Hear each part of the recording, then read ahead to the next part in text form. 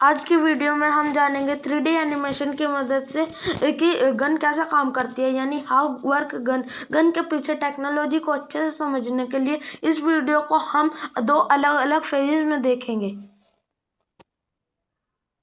अब आपने मूवी या फिर गेम में देखा होगा कि फायरिंग करने से पहले जो कैरेक्टर होता है ये कुछ इस तरह गन को लोड करता है, जिसे हम कोकिंग कहते हैं। इसे कोकिंग को की वजह से लोडिंग अपने आप हो जाती है गन। हम सब जानते हैं कि इस ट्रिगर को दबाने से फायरिंग हो जाती है, लेकिन इस ट्रिगर को डायरेक्टली नहीं दबाया जाता। यह स्लाइड, इस स्लाइड को एक हाथ से पीछे खींचा जाता है।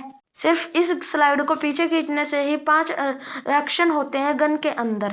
सबसे पहले ये है कि जो रिकॉइल स्प्रिंग थी वो रेस्ट पोजीशन में थी, दबाव उस पर पड़ेगा और टेंशन उसके ऊपर पड़ेगी और वो कोशिश करेगी वो अपने रेस्ट पोजीशन में आए। दूसरा ये कि प्रोजेक्शन की वजह से स्लाइड पीछे खींचते वक्त अपने साथ गन के बैरल यानी जिसमें से बुलेट निकलती है उसे भी पीछे ले जाता है। तीसरा ये कि मैगजीन को गन में डालते ही जो कार्ट्रिज स्लाइड की वजह से थोड़ा सा प्रेस हो गया था वो अपने स्लाइड वापस होते ही इनिशियल पोजीशन में आ जाएगा। मैगजीन कवर है स्प्रिंग और ये है फॉलोवर। मैगजीन इस तरीके से डिजाइन होती है कि जो कार्ट्रिज होती है वो स्लाइड होकर ही बाहर निकलती है। इस स्प्रिंग का काम होता है कि फॉलोवर के ऊपर जितने भी कार्ट्रिजेस होते हैं उन्हें ऊपर तक पहुंचाना, इस तरह से।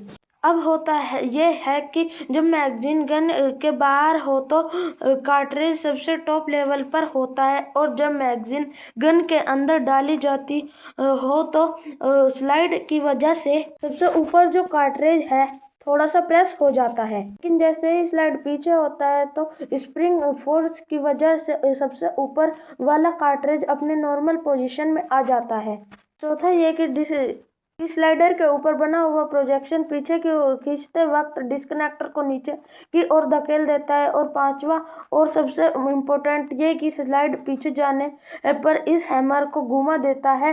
गन के इस पार्ट को हैमर स्ट्रट कहते हैं और इसे मेन स्प्रिंग और उसे मेन कैप।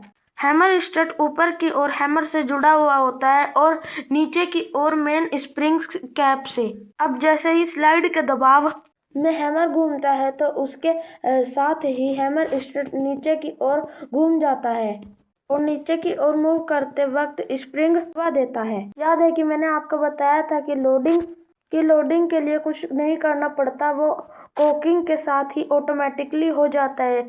देखते हैं कैसे। जैसे ही स्लाइड में से हाथ हटेगा तो रिकॉइलिंग स्प्रिंग पीछे जाने की वजह से टेंशन में थी वो फिर से अपनी रेस्ट पोजीशन में आएगी और स्लाइड भी अपनी इनिशियल पोजीशन में आ जाएगी।